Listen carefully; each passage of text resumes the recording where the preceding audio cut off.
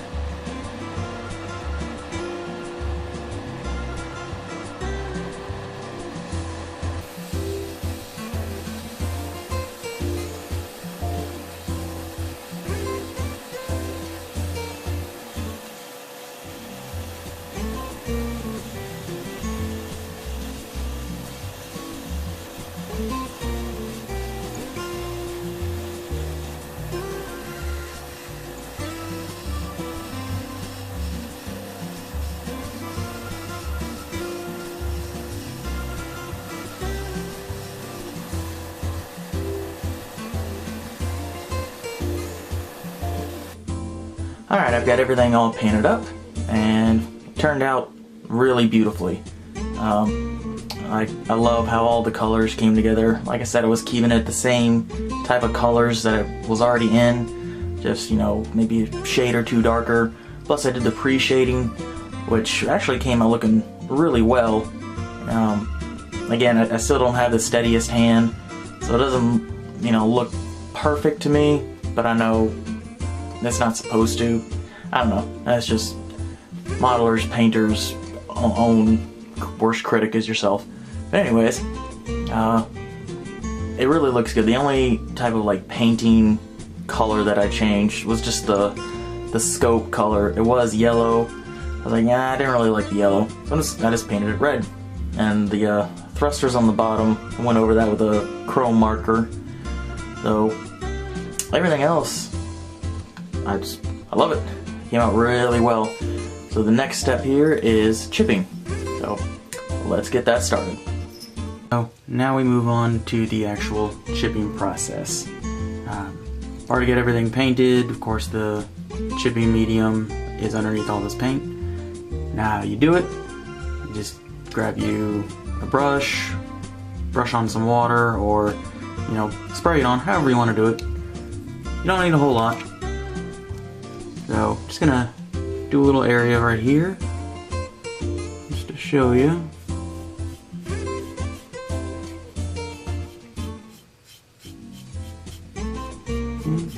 Get kind of wet. And then you can either take a hard brush or knife, or what I'm using, a toothpick, and just start chipping away at it. You see, barely applying any pressure, and it's starting to come up.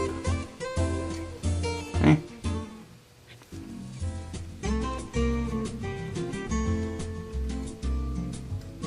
Just like that. Do any type of design you want. I think I like going along the edges, just because it looks pretty cool.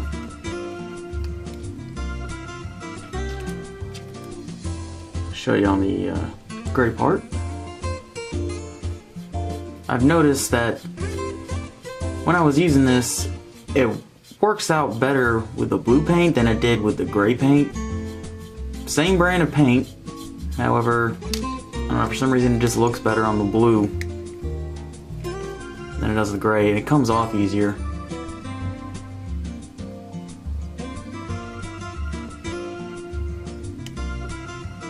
Okay, come off.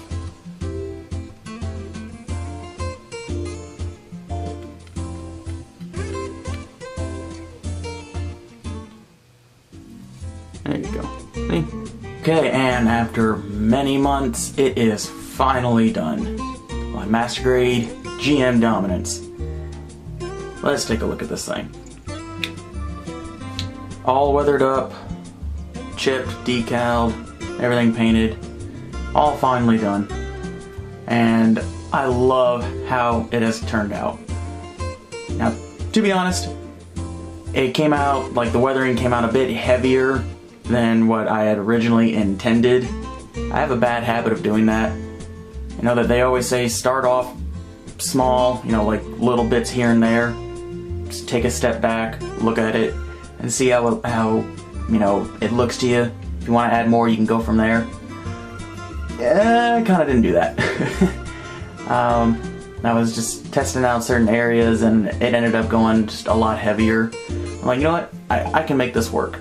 So, especially down around the legs, I made that look a lot heavier than, you know, a bit more up top, just because, you know, I see this as more of a ground suit, so the feet are going to be a lot dirtier than anything else. During the chipping process, like I said, the blue chipped off a lot easier than the white did. The gray is kind of in between, but the blue came off real easily, and I don't know, easily isn't the right word. I had more control when I was chipping that. The white, it seemed like once I started to chip it off, the whole paint just wanted to peel right off. Not sure why, but you know. But in any case, I love how all the colors came out. I almost didn't want to wither it once I got it fully painted. I was like, you know, I'm trying to practice my skills. Let's just go ahead and do it.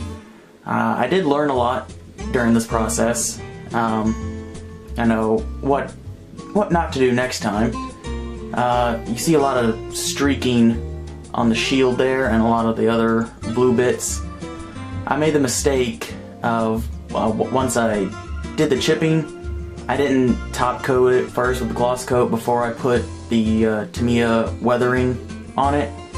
And when I started smoothing it out to try and take it off, well, not take it off, but you know what I mean, just applying it, the paint underneath, which I had forgotten was also Tamiya, kind of started to smear with it. But it doesn't look too bad. It looks kind of more natural, I guess. The brown that I used to give kind of like a more rusty effect. Some areas looked real good. Other areas, like kind of down there around the feet, yeah, and not so much. But I got to a certain point in this where I just wanted it done, because this has taken me months to do. That's what happens when you have a full-time job working 12 hours a day, 5 to 6 days a week. So, but I was like, you know, I just want it done. So I started skipping around a few processes, and you skip certain steps, kind of end up paying the price for it. But all in all, it doesn't look too bad. I love it. I love the different kind of poses you can do. My only gripe with this, there's actually two. The legs, the pegs that go into the hips, they are too short.